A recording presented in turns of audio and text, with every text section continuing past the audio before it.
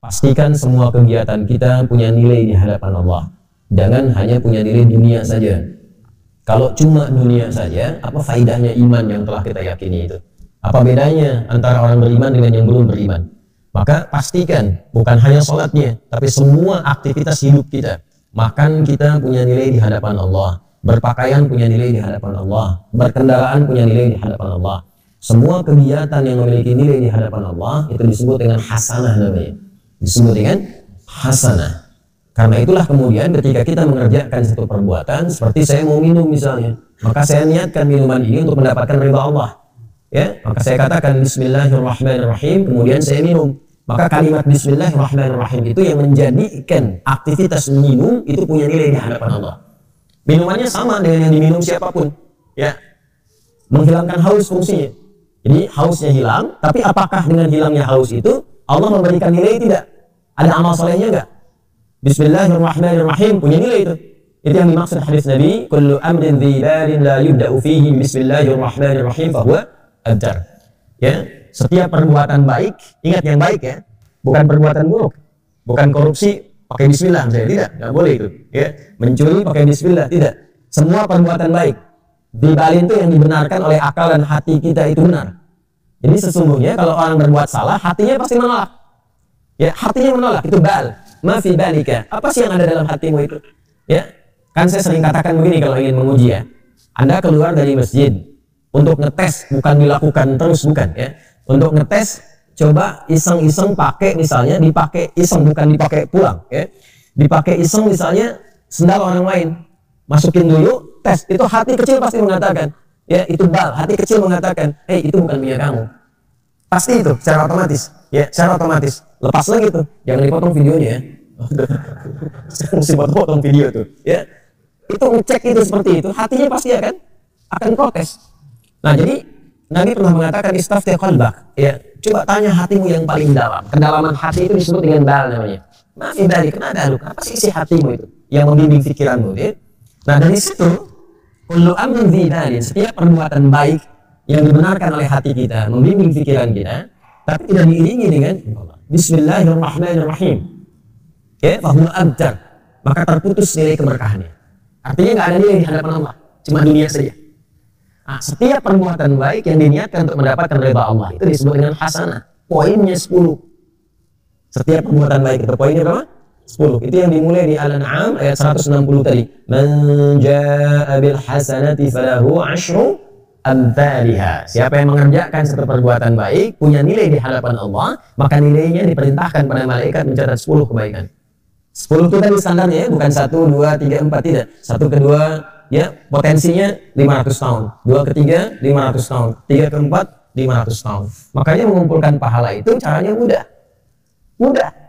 Ya, cuma nanti kemudahan itu bergantung pada iman. Makanya bab iman, bab akidah itu yang paling pokok. Gitu. Hanya iman yang mampu menggerakkan kita untuk mendekat kepada Allah. Kalau imannya tidak maksimal, sinyalnya nggak kuat, ya boleh jadi tidak akan semua amal itu menjadi amal soleh. Itulah yang memberikan kerugian itu. Dikasih waktu untuk beraktivitas, tapi aktivitas yang dikerjakan tak ada nilai di hadapan Allah. Karena hasanah ini yang dibawa pulang, bukan minumannya. Ya, ini keluar lagi menjadi kotoran, ke alam kubur nggak ikut. Hasanah itu yang akan dikonfirmasi sampai dengan di akhirat nanti. Jadi di dunia dikerjakan, di akhirat ditampakkan. Itu yang dimaksud di Al-Baqarah ayat 201 itu. Wa minhum man yaqulu rabbana atina fid dunya hasanah wa fil akhirati hasanah wa qina adzabannar. Kan? Maka di dunia kita mengerjakan itu, di akhirat dikonfirmasi. Konfirmasi itulah yang kita sebut dengan pahala itu. Jadi setiap nilai 1 ke 2, 2 ke 3, 3 ke 4 disebutnya ajrun namanya. Ya, nilainya disebut dengan hasanah. Hitungan 1, 2 ke 3 ke 4 terus disebut ajrun.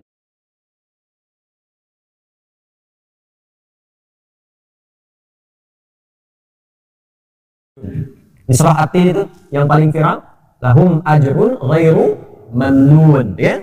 Nah, jadi itu yang disebut ajrun, kita terjemahkan dengan pahala. Jadi yang ikut pahalanya, amal solehnya di dunia. Di alam kubur kan sudah nggak ada amal soleh lagi, ya, nggak ada amal soleh lagi. Jadi jangan berharap atau berdoa mudah-mudahan di alam kubur masih bisa tahajud misalnya. Enggak, ini istirahat di alam kubur itu. Tinggal ditampakkan pagi dan petang itu, ya, ditampakkan kenikmatan surganya nanti. Kalau dia insan beriman, hadis riwayat Umar bin Khattab radhiyallahu ta'ala anhu tentang sifat surga. Nanti ada kitab Badul Khalqi di dalam Sahih Al-Bukhari, Nanti di subtopiknya yang ke-9 itu tentang sifat abwabil jannah, sifat tentang pintu-pintu surga. Ya, di hadis kedua dari situ adalah hadis dari Umar bin Khattab radhiyallahu taala anhu yang menerangkan tentang bagaimana keadaan di alam kubur ya bagi setiap manusia. Kalau dia min ahlil jannah, ya, in kana min ahlil jannati, jika dia termasuk ahli surga maka ditampakkan surganya setiap pagi dan petang. Ini nanti yang melahirkan rumusan di antaranya zikir pagi dan petang. Ya, dan nanti ada hadis-hadis lain tentang fadilah-fadilah keutamaan yang mengantarkan ke alam kubur. Babnya iman ya. Babnya iman. Kalau beriman yakini. Iman kita dipertaruhkan di situ dan tidak akan ada ruginya, toh meninggal juga. Ya, toh meninggal juga. Nah, nanti dikonfirmasi saat di akhirat ditampakkan itu semua dalam bentuk kitab kita. Makanya nanti di surah Al-Isra akan dikonfirmasikan iqra kitabak kafa bi nafsika al-yawma 'alaika hasiba. Jelas ya? Nah, karena itu disarankan kita mulai meniatkan diri kita sepenuhnya untuk menjadikan semua aktivitas kita punya nilai, menjadi hasanah. Termasuk sholat yang baru ditulaikan. Karena sholat itu ibadah pertama dalam Al-Quran yang disebut dengan hasanah. Quran surah ke-11 Hud di ayat 114. Aqimis sholata tarafain nahar wa zulafan minal layl innal hasanati yudhibna sayyi'at. Kan? Tunaikan sholat dari mulai pertengahan siang sampai dengan ke malam, ya, dari mulai terus sampai dengan subuh sampai dengan ke isya. Innal hasanat, semua sholat yang dikerjakan itu menjadi hasanat, jamaah dari kata hasanah. Jadi sholat disebut dengan hasanah. Karena itu rumusan ibadah kita yang dicontohkan dalam Al-Quran, begitu kita akan ucapkan dan mohon kepada Allah menjadi hasanah, sholat didahulukan. Inna sholati, teruskan ayatnya, wa nusuki wa mahyaya wa mamati lillahi rabbil alamin. Dan ini nanti akan menjadi salah satu di antara 12 doa iftitah. Doa iftitah itu ada 12. Nanti di Sunan Abu Dawud yang sangat menyenangi doa ini itu di antaranya sahabat Ali bin Abi Thalib. Sayyidina Ali bin Abi Thalib radhiyallahu taala anhu itu sangat senang dengan doa ini. Beliau membaca dalam salatnya itu wajjahtu wajhiya lillazi fatara samawati wal arda hanifan musliman wa ma ana minal musyrikin. Inna salati wa nusuki wa mahyaya wa mamati lillahi rabbil alamin la syarika lahu bidzalika umirtu wa ana minal muslimin wa ana awwalul muslimin, dengan dua riwayat. Nanti yang Abu Hurairah itu yang meriwayatkan yang Allahumma ba'id, yang Ali bin Abi Thalib yang meriwayatkan wajjahtu. Yang di situ terdapat inna salati. Jadi kita berikrar, bukan hanya salat kita, semua ibadah kita. Semua ibadah kita, wa nusuki, wa mahyaya, semua kegiatan hidup kita. Ya, wa mamati sampai kita wafat.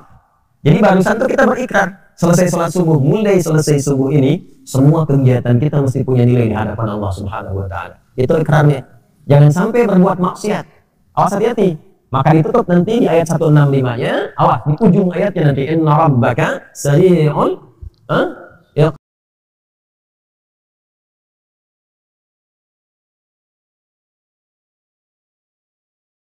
iqab wa innahu ghafur rahim. La ghafur rahim. Hei, ingat ya, kalau kamu berbuat salah, Allah itu cepat hukumannya. Tapi dalam saat yang bersamaan, Allah sangat maha pemaaf dan pengampun dari segala dosa-dosamu. Maksud rangkaian ayat ini begini, gak ada di antara kita yang sempurna. Sekarang pun kita ada di masjid, boleh jadi banyak lumuran dosa yang pernah kita lakukan. Ya, tidak ada yang sempurna. Ada kesalahan, mungkin sebelum berangkat ke sini ada dosa yang diperbuat. Ada kesalahan yang dilakukan. Jangan tunggu untuk bertobat dengan mengakhirkan di akhir waktu. Ya, sungguh orang-orang yang menggantungkan waktu tobatnya itu di waktu-waktu yang panjang sehingga boleh jadi maut datang lebih cepat dari apa yang dia duga. Orang-orang seperti itu mohon izin tidak dapat mendapatkan kesempatan tobat dengan maksimal. Maka kalau kita sadar berbuat salah, kata Allah, hei, jangan malu untuk kembali kepadaku, karena aku adalah Ghafurur Rahim. Sepanjang kau mau kembali, aku akan cepat mengampuni dosa yang pernah engkau kerjakan dan menghapuskannya sampai ketika engkau kembali. Jelas? Tapi kalau sengaja ditunda-tunda atau sengaja berbuat dosa, ada beberapa dosa yang dipercepat hukumannya sebagai muqaddimah saat di dunia. Bukan balasan aslinya. Sebagai muqaddimah. Muqaddimah itu pun karena ada rahmat Allah di dalamnya untuk mengingatkan dia supaya kembali lagi. Ya. Misalnya pelaku riba dibuat susah, dibuat hilang, hancur harta dan sebagainya gitu kan. Nah, ada yang dosa kepada kedua orang tua, ya dibikin susah nanti di kehidupan, di pekerjaannya, sulit A, sulit B, supaya sadar. Itu nanti ada di Quran surah As-Sajdah itu. Wa lanudhiqannahum minal 'adzabil adna dunal 'adzabil akbar la'allahum yarji'un. Ya. Jadi kami akan timpakan, rasakan ya pendahuluan hal kecil, hukuman kecil untuk menyadarkan hamba itu supaya kembali tobat, supaya tobat. Jadi jangan tunggu dihukum dulu oleh Allah, ya, untuk disadarkan supaya kamu tobat.